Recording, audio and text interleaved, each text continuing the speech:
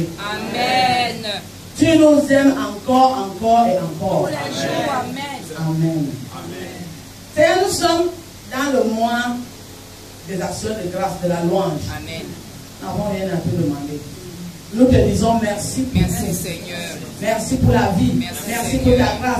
Merci pour la protection. Merci pour le Saint-Esprit. Merci pour la relation des Saintes Écritures. Merci, merci et merci. Merci Seigneur. Au nom de Jésus-Christ. Amen. Amen. Protestons pour Jésus.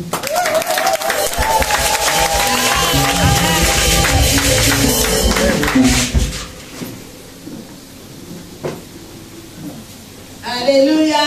Amen. Qui est content? Amen.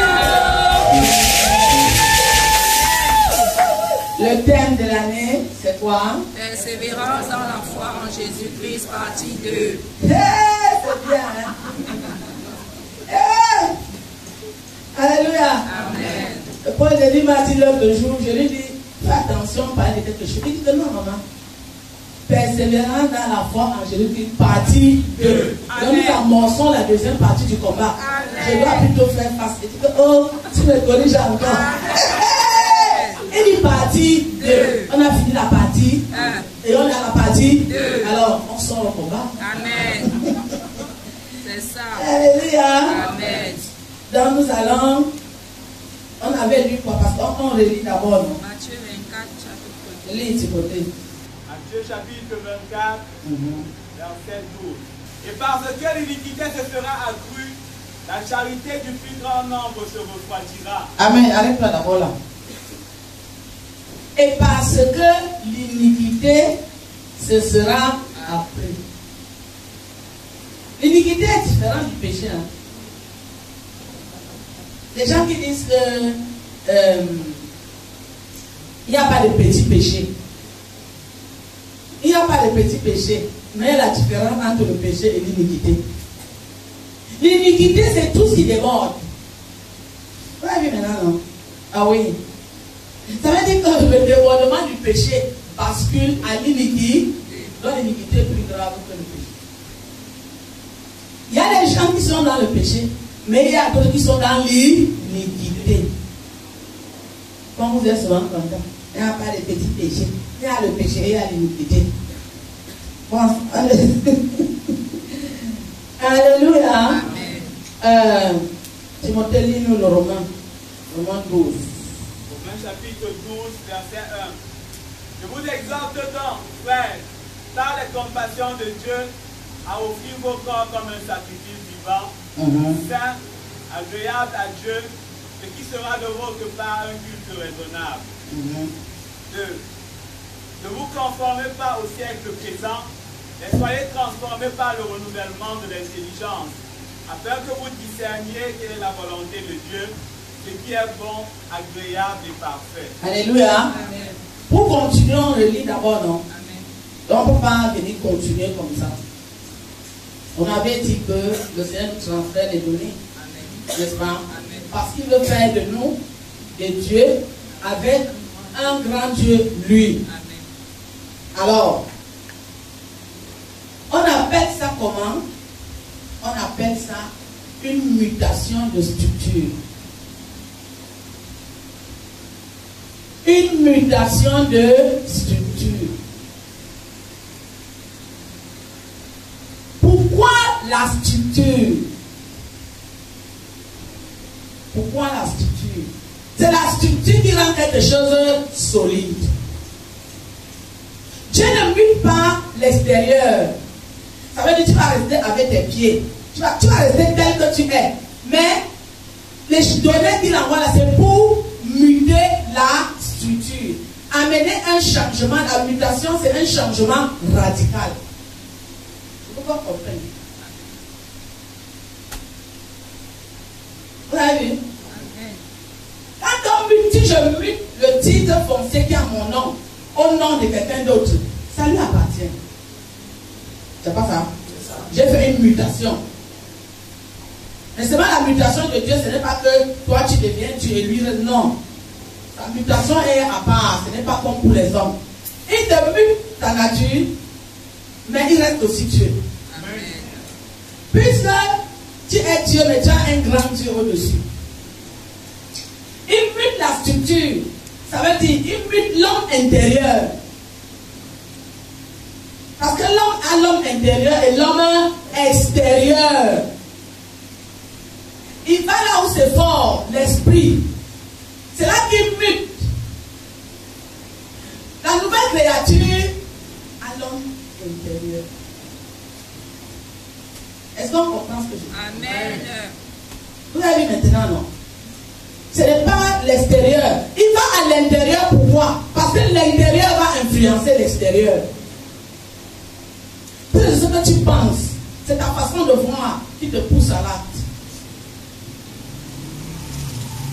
Alléluia. Amen. Oui. C'est ça qui te pousse à l'acte.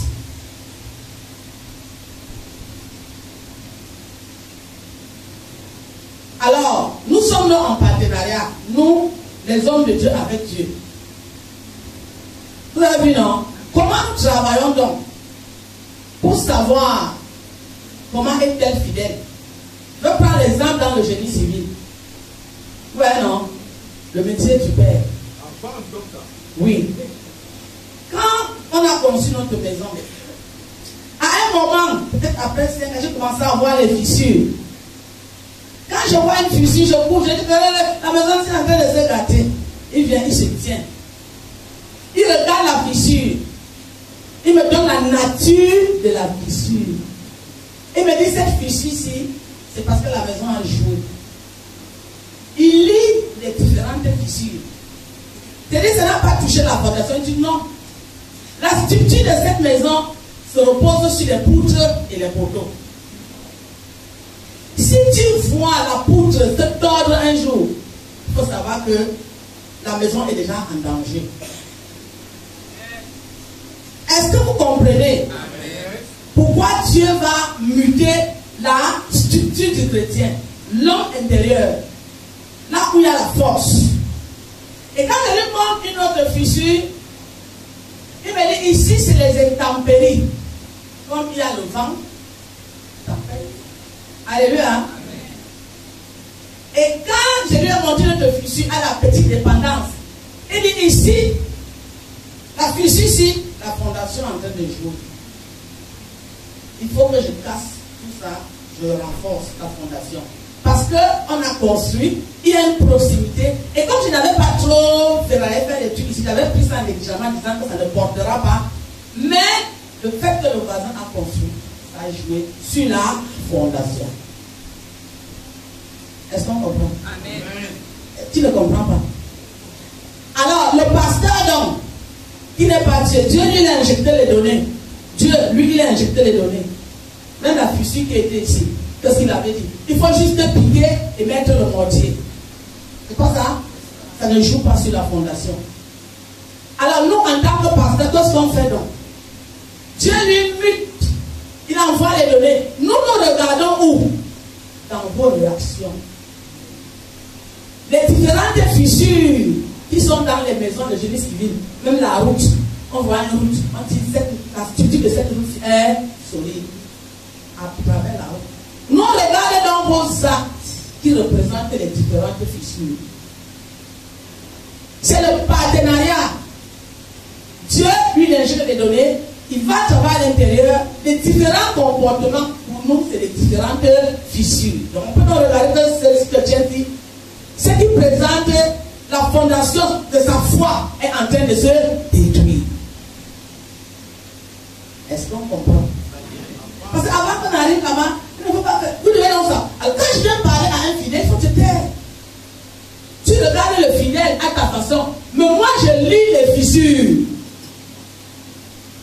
Vous avez compris maintenant? Et le traitement ne peut pas être le même. La correction. Dieu m'a présenté le fidèle. Lui, il est dans la structure. Le fidèle présente des comportements qui sont les différentes fissures, comme dans le génie civil. Et je lis. Le père dit là-bas, je vais casser. Je vais casser. Ici, tu mets le mortier. Ici, c'est la maison à jouer. On peut laisser tomber. Ici, c'est les nids de poule. Ici, hein? Oh.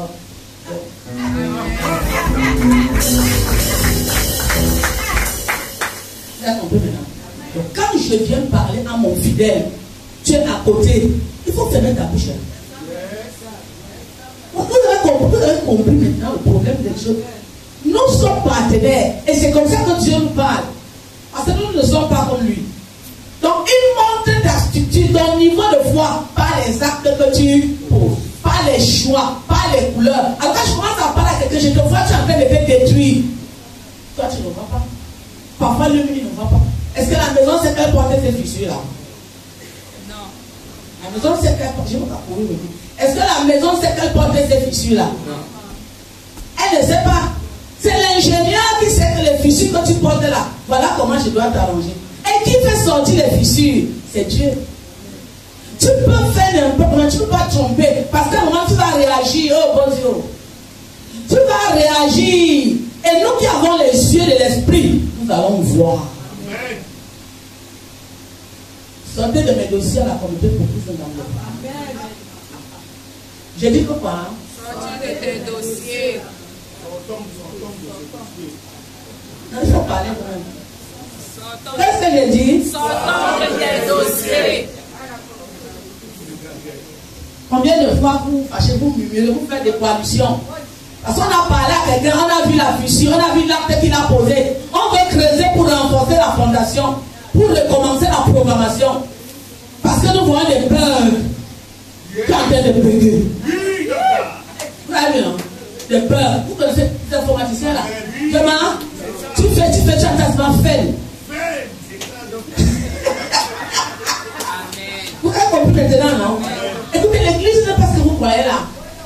L'église est plus que ce que vous croyez. Le rôle du pasteur n'est pas ce que vous pensez là. Ce n'est pas de venir se tenir ici et de dire Dieu sauve, guérit. Non, au-delà de cela, il regarde les fissures. Et il a des connexions à faire. Il y a un endroit qui va piquer, il met le mortier. Un autre endroit, il va casser la fondation. Et pour casser la fondation, c'est pas le chocolat. Alors quand je viens casser, puisque je ne te détruis pas, c'est l'homme intérieur. C'est pas ça, c'est la structure. Le père me dit souvent, tu peux casser tous les murs de cette maison, la maison ne va pas tomber. Vous avez vu, non? Il y a des choses que tu peux faire, même on te laisse. Vous voyez, non? Mais il y a des choses, quand on regarde, hey, ici ça touche déjà l'élément principal. Puisque nous devons te préparer avec Dieu, en collaboration avec Dieu, pour que tu fasses, hein? Que tu ailles face aux intempéries, face à l'humidité. Il ne faudra pas te détruire. Donc quand je viens te parler, hein, je vois les choix que tu fais. Je vois comment tu te comportes. Tu me dis, tu ne parles pas comme l'autre. Je vais te parler comme l'autre comment. Lui n'a que le mortier à recevoir. Tout le monde doit casser, aller jusqu'à la fondation. Parce que ta structure est en train de se détruire. Est-ce que ça donne? J'aime ça. Nous, comment nous péchons souvent contre les hommes de Dieu, contre l'Église, contre même nos frères qu'on veut sauver. J'ai pris ça, le génie civil, pour que vous compreniez, et c'est le métier de votre pasteur, la maison, la route, pour qu'on comprenne bien ce que c'est qu'on appelle structure. Quand une maison est bien structurée, elle fait face aux intempéries. Alléluia.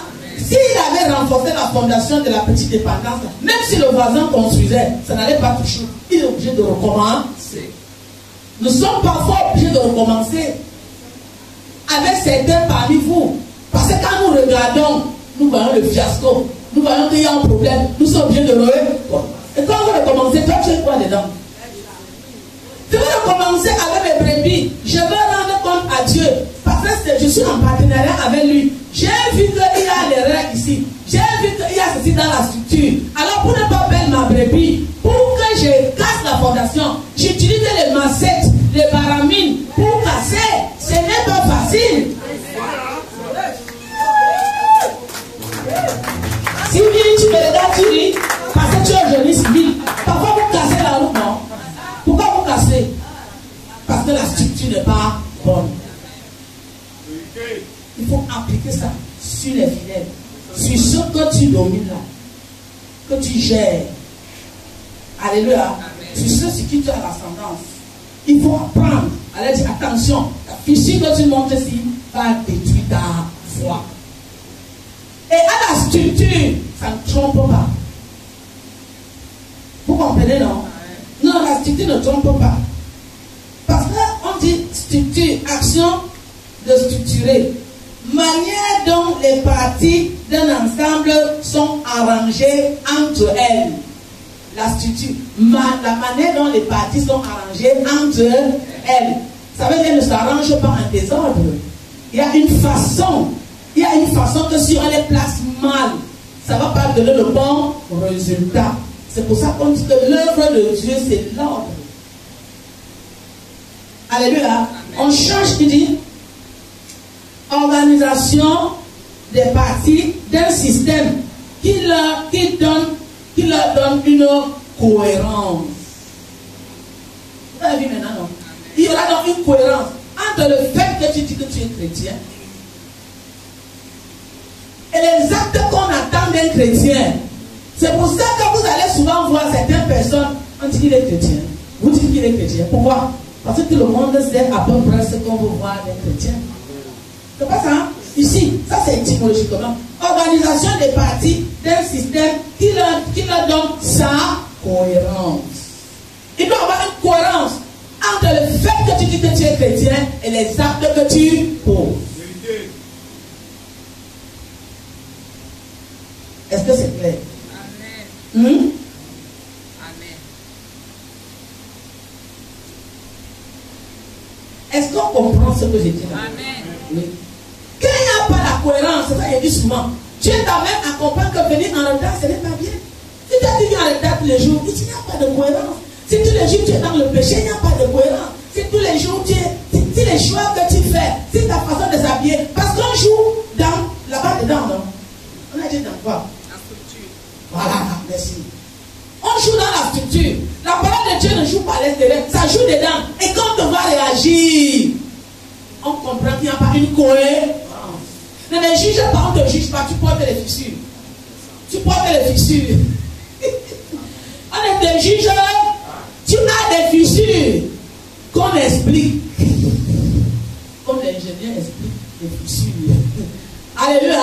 Quand il y a un problème, quand on l'appelle, il arrive là-bas, il dit, il fait comme ça, mettez le sable, faites ici, faites cela. Je suis arrivé chez Étienne l'autre jour, non? Il m'a montré un petit trou. J'ai dit, hey, le père m'avait dit, ça doit être le nid de poule. Il faut creuser. Le trou là doit être profond. Alléluia. Parce que quand je suis sa femme, non, je retiens. Amen. Et dit, quand tu creuses là, tu vas mettre le sable dans les sacs pour créer un sol artificiel. Tu vas mettre d'abord là-bas dedans avant de venir faire le béton en haut. Sinon, ça va s'effondrer. Donc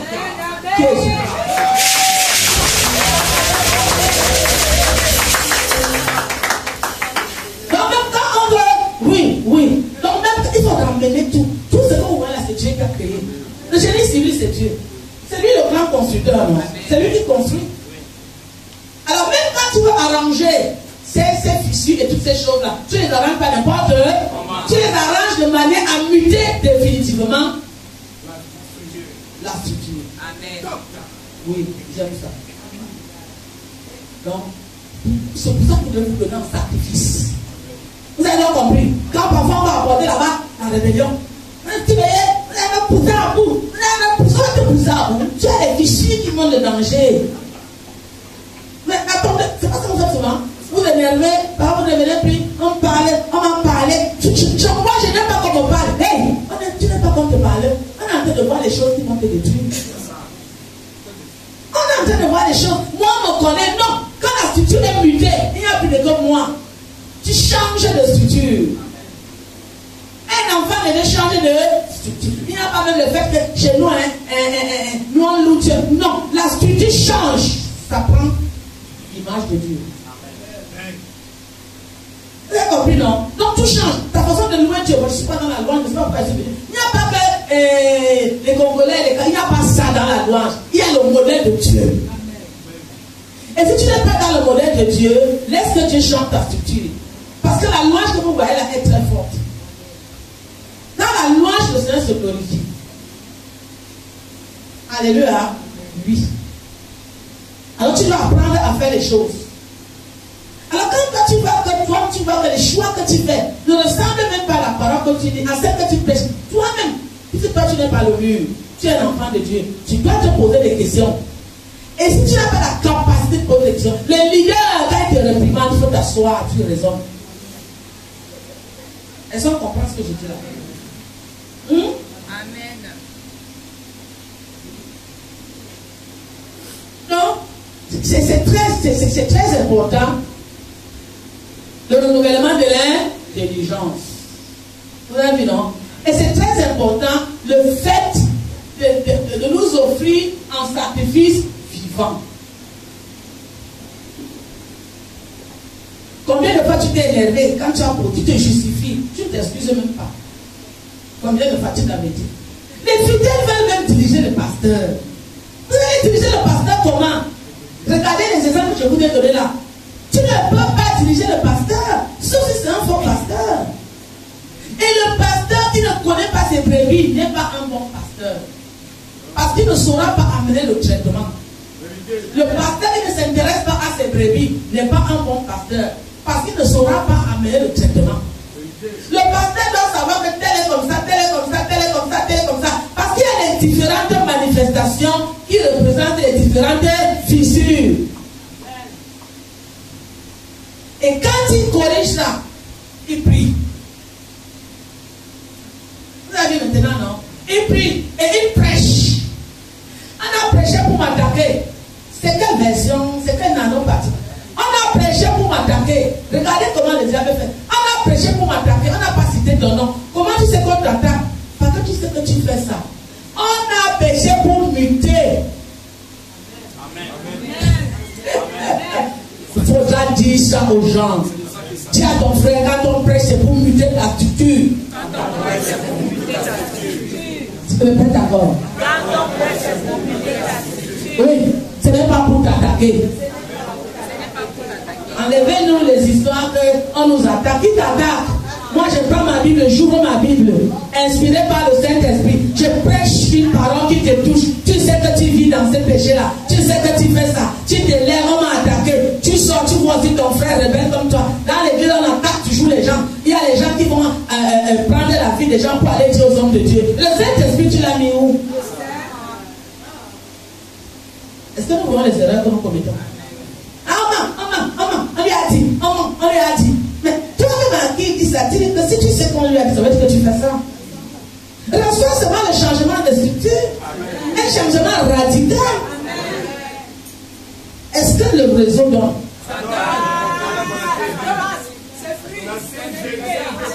Oui, c'est la 5G+, mais il faut qu'on se mette au diapason.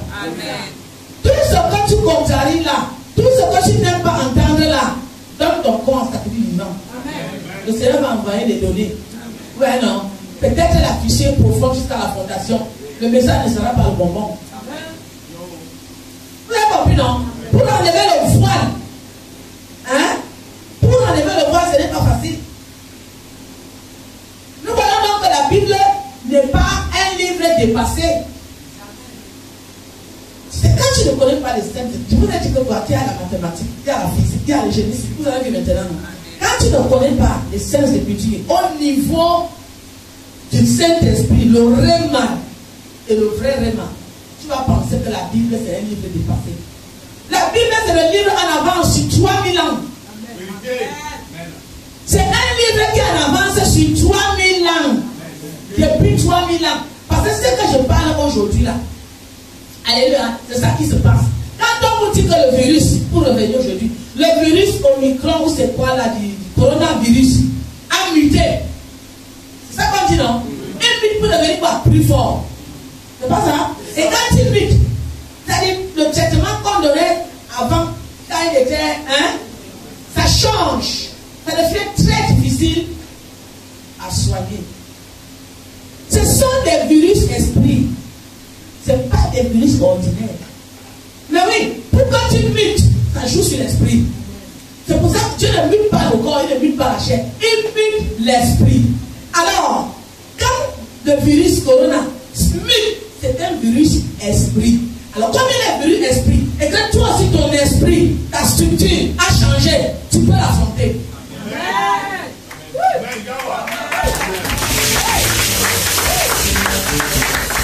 Puisque tu as la nature de Dieu, Oui, tu vas faire des transitions. Tu comprends, non? Quand une pique devient fort, il vient dans ton corps. Allez, comme tu as une nature divine, ça mute le plus fort. Tu le tues. Vous comprenez maintenant? C'est ça que Dieu nous amène là-bas. Parce qu'il a dit, si vous buvez quelques breuvages mortels, il ne vous fera aucun mal. Mais le breuvage mortel, c'est le poison. Est-ce que le poison tue l'esprit? Ton esprit est déjà comme l'esprit de Dieu. Quand tu le bois, c'est vrai, ça va dans la chair. Mais comme tu as l'esprit de Dieu, il a des éléments en lui pour neutraliser le poison. Ça ne te fait rien. C'est pour ça qu'on pouvait jeter les apôtres dans l'huile. Ils ne se brûlent pas. Paul tient le serpent. Ça ne le mord pas. Aujourd'hui, quand tu fais un témoignage, comme celui que j'ai fait couler là, il y a les gens, ils mentent, elles mentent. Même les chrétiens, elles mentent. Mais c'est ça le chrétien charnel. Alléluia. Quelqu'un qui a une structure d'esprit peut changer comme il veut aussi. Les virus là sont fabriqués par Satan. Avec l'esprit de Satan. Et comment toi tu as l'esprit de Dieu, le Dieu qui crée tout, qui donne le souffle. On te dit que le Dieu a opéré une opération, tu dis qu'il manque, tu comptes dans ce bois. Tu tombes médecin qui parfois se trompe de diagnostic. Moi j'ai des témoignages vivants. Jusqu'aujourd'hui.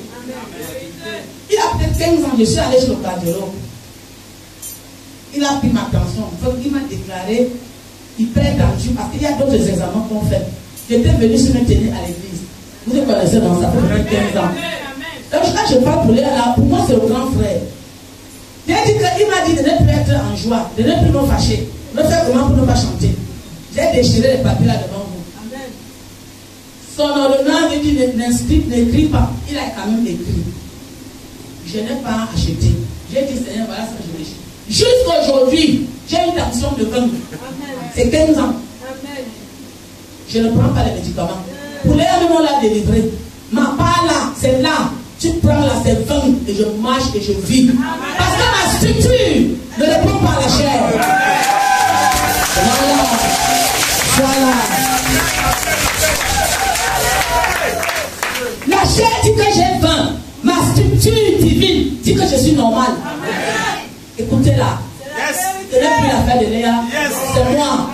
Si tu vas à la fin, tu prends. Chacun fait son expérience avec Dieu. Et là où tu le places. Parce qu'on vient souvent témoigner quand on dit que tu es délivré. Non, moi j'ai une dimension et j'ai des témoignages avec Dieu. Que si je les donne ici, vous allez dire quoi? C'est pour ça que je peux amener quelqu'un à une foi élevée. Alléluia. Tu dis avec 20 de tension, ça fait l'AVC. Qui peut danser ici comme moi? Le médecin, le cardiologue m'interdit la danse. Il m'interdit le rire. Il m'interdit la joie. Il peut encore m'interdire la colère. Parce que Dieu m'interdit la colère. Mais Dieu dit pousser les cris de joie. Dieu dit la danse, ça avait le rythme et la harpe. Ça avait les cris et les sifflets. On n'a pas dit non.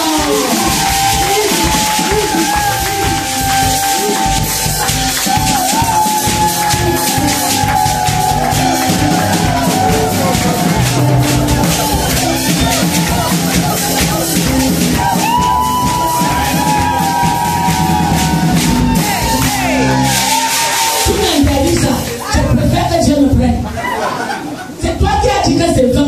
Tu es dans ma attitude, tu dis que c'est normal. Et j'expérimente sa puissance. Amen. Qui est ici dedans?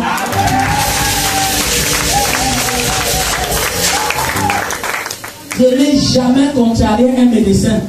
Mais j'ai dit qu'il faut savoir faire la part des choses. Alléluia. Quand on parle du système mondain, on est là-bas. Quand on parle du système divin, on est là-bas. Quand tu es un enfant de Dieu, tu dois savoir dans quel camp tu te trouves. Alléluia. Si tu ne connais pas ton camp, c'est normal. Tu seras sous les tuteurs. Les tuteurs, là, ce sont ces gens-là. Alléluia. Quand Omicron, hein, quand il fait quoi? Il mute. Il vient dans mon corps mute aussi. Vous avez compris maintenant, non? Un enfant de Dieu ne meurt pas par hasard. Sauf si tu as voulu qu'il meure du corona. Vous avez compris? Il faut savoir en qui vous avez cru. C'est pour ça qu'en cette année, on peut entrer dans le rime à la profondeur de l'écriture. Vous m'appelez docteur.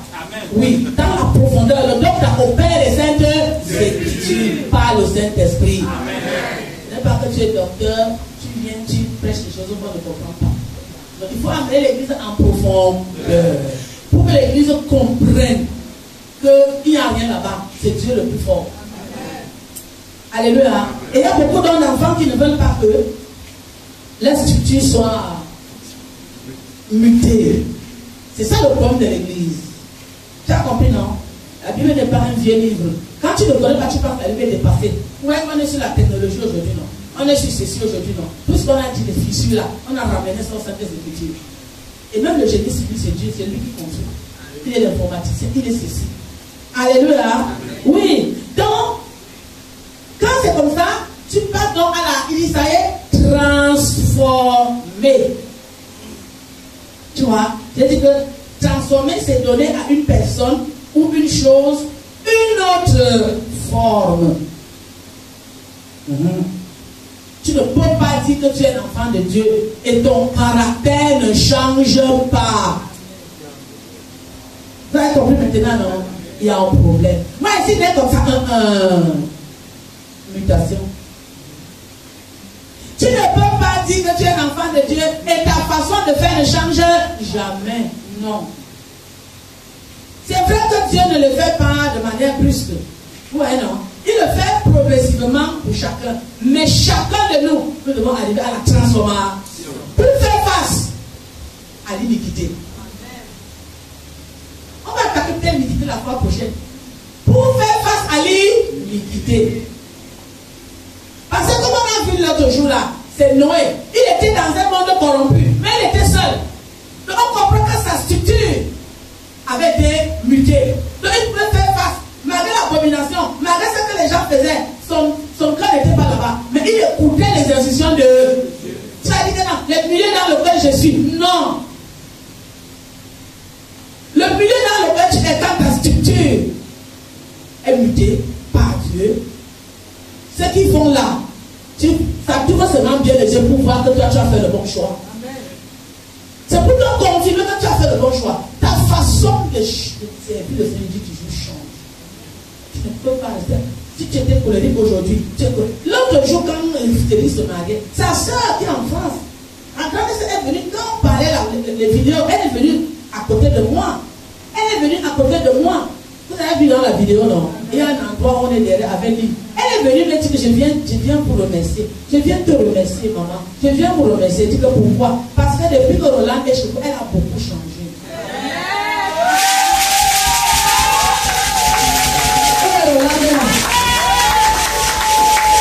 Voilà. Elle dit, on ne fait plus quelque chose sans se référer à elle. Alléluia. Et elle va remercier le pasteur.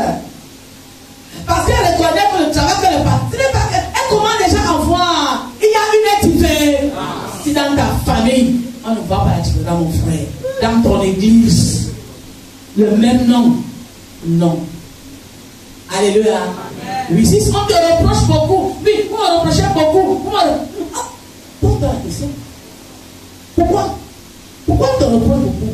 Pourquoi la sœur là est venue me trouver? Là où moi je suis là-bas, je viens te dire merci. Pourquoi les gens ne viennent pas me dire merci pour toi? Pourquoi moi, je dois laisser de creuser parce que tu vas monter les fissures? Tu ne veux pas changer. Même le Seigneur a dit qu'on creuse, on met d'abord la tombe par attendre 3 ans. C'est pas dans la Bible. Tu ne veux pas ça. Mais tu veux rester à l'église pour me diriger.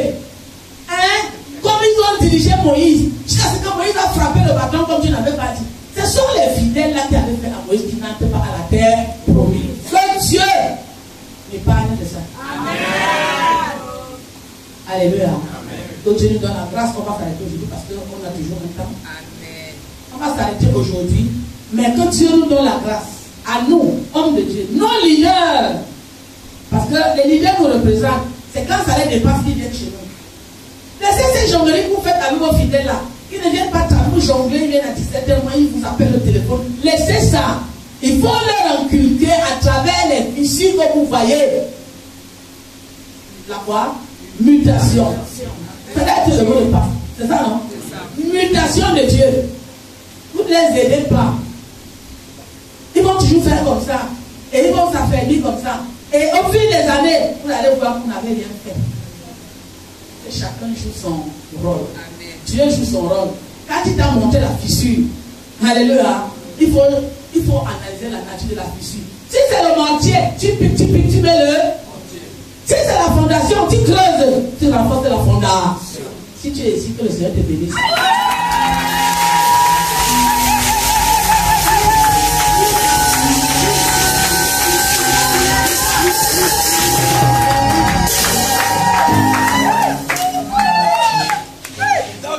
Amen. Timothée, viens prier. Maintenant, nous allons prier pour la parole de Dieu. Seigneur notre Dieu, nous te bénissons ce matin parce que tu nous as parlé de l'importance de la mutation. En réalité, Seigneur, il faudrait muter notre structure. Je voudrais, Seigneur éternel, mon Dieu, regarder ce qui ne va pas en nous pour aller en profondeur. Afin, éternel, mon Dieu, que notre assemblage puisse, éternel, mon Dieu, être cohérent. Amen. Nous te bénissons, Seigneur, parce que tu nous délivres de l'incohérence entre nos dires et nos faits. Amen. Et tu laisseras désormais que notre caractère puisse, éternel, mon Dieu, s'améliorer au quotidien. Amen. Et là où nous étions mal connus par le passé, que nous soyons bien connus. Amen. Mais des fois, nous nous plaignons de ce que l'homme nous a indexé, que l'homme nous a pointé du doigt. Mais en réalité, est-ce que nous ne faisons pas ce que l'on décrit? Père éternel, mon Dieu, face à de telles situations, au lieu de nous plaindre, nous devons plutôt constater, nous devons plutôt reconnaître que tes serviteurs ont fait le constat, Père, des fissures, Père, dans notre structure, afin de venir ainsi les corriger. Nous te prions, Père éternel, de nous délivrer des milieux. Délivre-nous des plaintes. Tu nous amènes des fois, Seigneur, à chercher dans l'église, Père éternel, même au dehors, des coalitions que nous allons former pour résister à ta parole. Notre Père et notre Dieu, nous te le demandons en ce jour, tel tu nous l'as dit, tu voudrais, Père éternel, mon Dieu, m'en donner ta structure, afin que, Seigneur, nous puissions faire face à tous les défis. Que nous fassions face, Seigneur éternel, mon Dieu, à toutes les oppositions. Que nous fassions face à l'iniquité. Et nous croyons, Père éternel, mon Dieu, que tu nous soutiens. Nous croyons, éternel, mon Dieu, que tu nous permets de nous laisser transformer et édifier par toi. Et nous savons, Seigneur éternel, mon Dieu, que nous serons vainqueurs. Que la gloire te revienne, Seigneur, pour ce merveilleux message que tu nous as adressé. Nous te bénissons, Seigneur éternel, mon Dieu, pour ta servante que tu as remplie. Et nous te glorifions parce que tu continues l'avantage de la remplir. Tu accorderas la grâce, Seigneur, d'être toujours ferme. Père éternel, mon Dieu, de bien voir comme toi. De savoir discerner les fissures. Et même de recevoir de toi les méthodes pour les corriger. Nous te glorifions et te magnifions parce que nous sommes un peuple victorieux. Nous entrerons, Seigneur, à Canaan.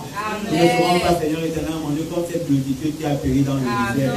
Parce que ta grâce est sur nous. Et la gloire, l'honneur et la magnificence te reviennent. Au nom de Jésus, nous avons prié. Amen.